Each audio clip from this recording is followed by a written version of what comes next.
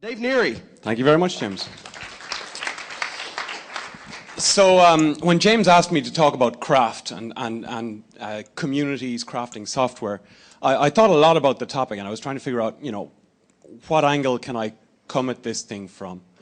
And one of the things that, when I think about craft and attention to detail, one of the games that I love is Go. Anybody here know what Go, right? That's a good spelling. It's a traditional game from Japan, very popular under the name of Baiduk, I think, in China and in Korea as well. And everything about this game is craft. Everything about this game breeds this tradition and culture and attention to detail. Just a few examples. The board, it's a 19 by 19 grid. It looks square. It's not actually square. The squares are 13 by 12 in ratio, so that when a player is kneeling beside the board, it looks square when it's foreshortened.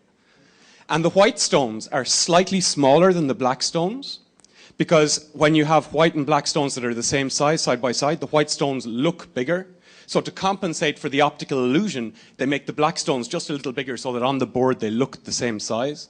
And this is the amount of thought that goes into these kinds of things is amazing. But really, why I thought about Go in the context of today is the way that the best Go players learn to play Go is that they learn from masters. They learn with a master-apprentice relationship. They have, there are Go institutes, the Kensai Ni, nobody will know if I get it wrong, but the Kansai Kiin, is it? Kosuke? Is that right? Yeah, I was going to say, excellent. Someone will know. Yes, excellent. So they have institutes where young Go players go, and I'm talking about like professional Go players from the age of 11 and 12 go and they learn with 9 Dan masters who've been doing it for 20 years. And this is the way that everything that we consider a craft has been done. We've transmitted from the master to the apprentice. The apprentice becomes a workman, tradesman, and then the tradesman becomes a journeyman, and then the journeyman becomes a master and takes other apprentices under his wing. And this is the way that we've always done something. So if software is a craft, then shouldn't we be doing the same thing in community projects and having our senior developers taking new developers under their wings? But if you look at the way that mentorship has happened in free software projects, this guy is actually a hero of mine, a guy called Graham Percival, works in a project called GNU Lilypond. It's music notation software. So he's a musician who got involved in this project as a kind of a side thing. And one year, 2008, he decided that he was going to move on from the project. And rather than just leave, like most of us would do when we got sick of contributing to a project in our spare time, decided we didn't have any time for it anymore. He said, okay, what I'm going to do is I'm going to give it a year. And I'm going to spend, instead of developing the software, I'm going to spend all of my time training new people to replace me. Right? I'm going to full-on apprenticeship, full-on mentorship for a year. And I'm going to keep track of how much time I spend and how much I get back out of that time that I invest with people I mentor. And his finding at the end of the year was that he'd spent about 800 hours training people up and had gotten about 600 hours worth of it, 600 to 900 hours, depending on how he counted, of effort back at the end of the year from people who had continued working on the project afterwards. So he considered that he was a failure because he had only just about broken even. He would have been, as far as, in his words, he would have been better off doing the work himself. But I think he was being hard on himself. This is his success rate. This is, in terms of the number of contributors, he found that 1 in 4 contributors stayed on in the project long enough to reap the rewards of the time that he invested in their training. FreeBSD did a follow-up after the Google Summer of Code, great program, did a follow-up in 2008 on 58 alumni of that program. In FreeBSD and OpenBSD. Of the 58, only 11 were still active in the project. GNOME Women's Outreach in 2006. This is a program that the GNOME project put in place. I'm involved in GNOME. And we put this project in place because for the Google Summer of Code project in 2006, we had 200 and something applicants. All of them were men. We had 35 projects that got accepted, and we said, well, let's take all of the money that Google are giving to our project, and let's do a project specifically for women. Because when we asked the women contributors in GNOME, to, you know, why aren't women applying for the Google Summer of Code in GNOME, and they didn't hear about it. They hadn't heard about it. So we said, well, let's focus on women then. Let's make sure that we're being a project that's attractive to women. And we did 6 projects, and 3 years later we did a Where Are They Now type article. None of them were still involved in GNOME. So that's kind of a 0% success rate. Debian, now this is 6 months later, so this is plus 6 months rather than plus a year, or plus 2 years, or plus 3 years. Of 11 Google Summer of Code participants in 2008 that were not previously Debian developers, only 5 of them were still involved 6 months later. So this is still pretty good.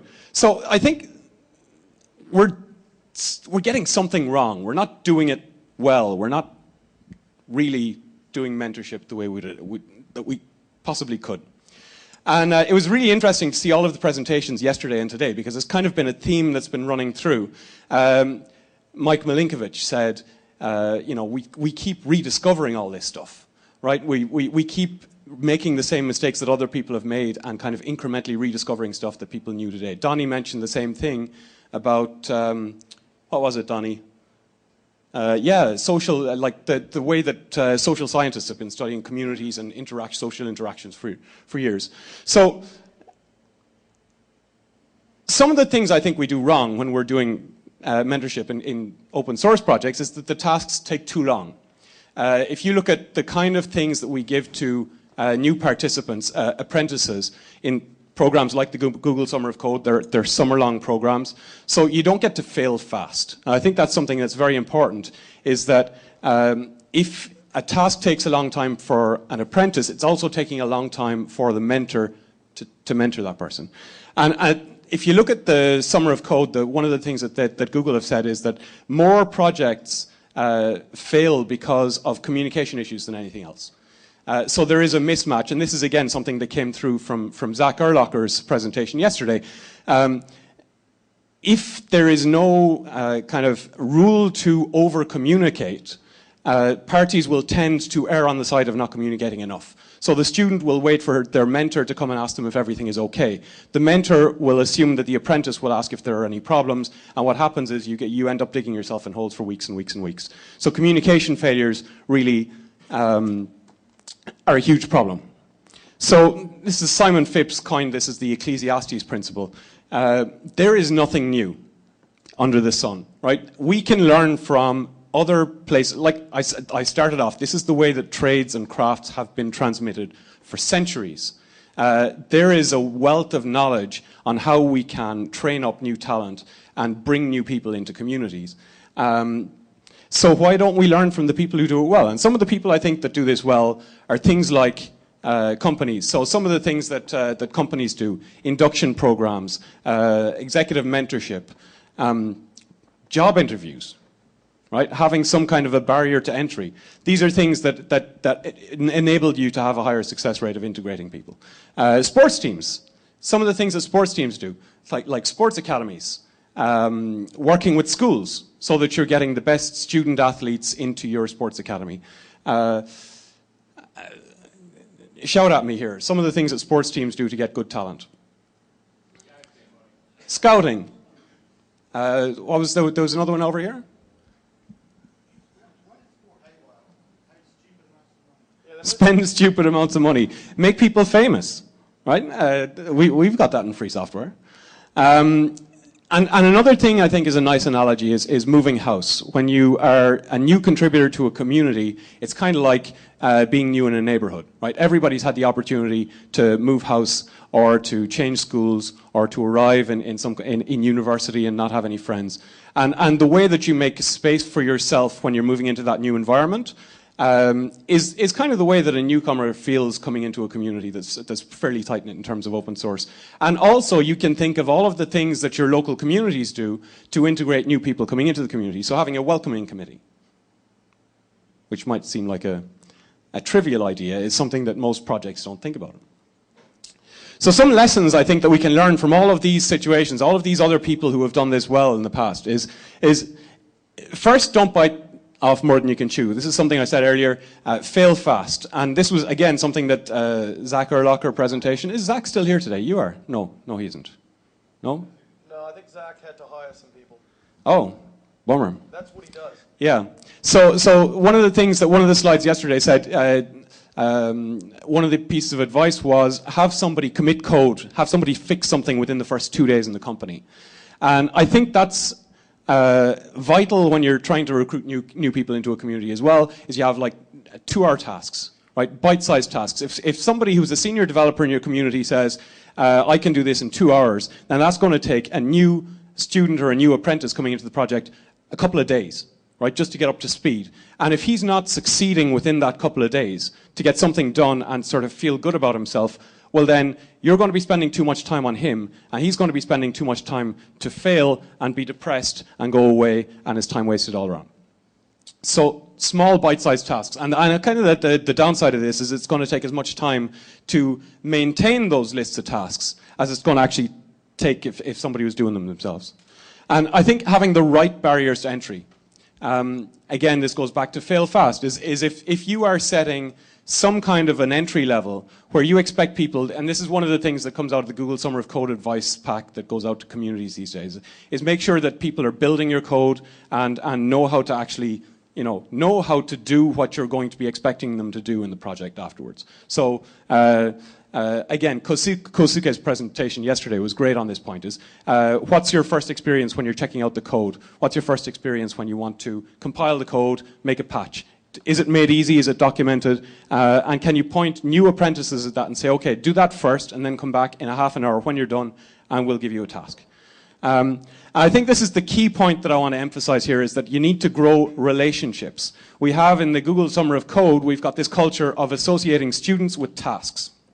Right? So when you finish a task, you're done, and you move on to another task, and that task has a mentor associated with it as well, so you end up having a different mentor. I think it's important to have kind of like the apprentice master relationship, that somebody gets taken under their wing. So you've got one guy who follows you from when you go into the mentorship program right through the way until you leave it, and he is your sensei. Right? He is the man that has your back. And this is executive mentorship, I think, is something that they do well, is you have some things that the simple things they put in there to maintain relationships. Things like having monthly meetings, right? Things like having the same guy following you for 2 years and then you don't need him anymore and you take on a new guy. And that's the next point, is that you turn your students into mentors. You make sure that, Leslie Hawthorne in LCA said that your newcomers are the guys who know everything that you've forgotten. Right?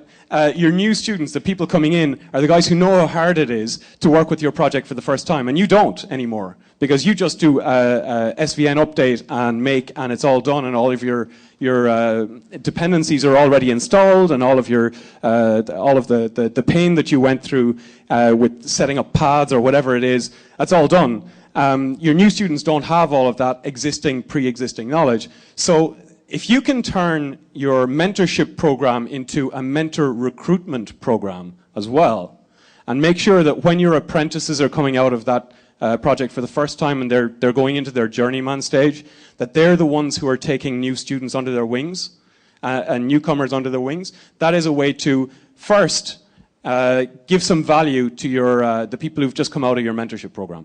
Right, the people who are new students. So they're getting responsibility within the community straight away. They are a member of the community. They are citizens of your community because they now have some responsibility.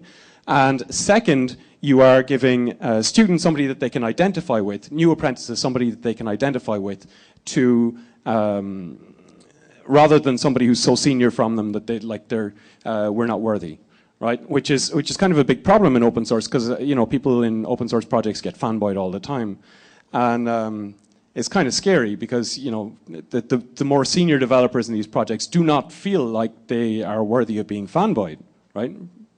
But yet it happens, and I think companies do this pretty well, right? I mean, oftentimes what you'll see is, no, James disagrees with me.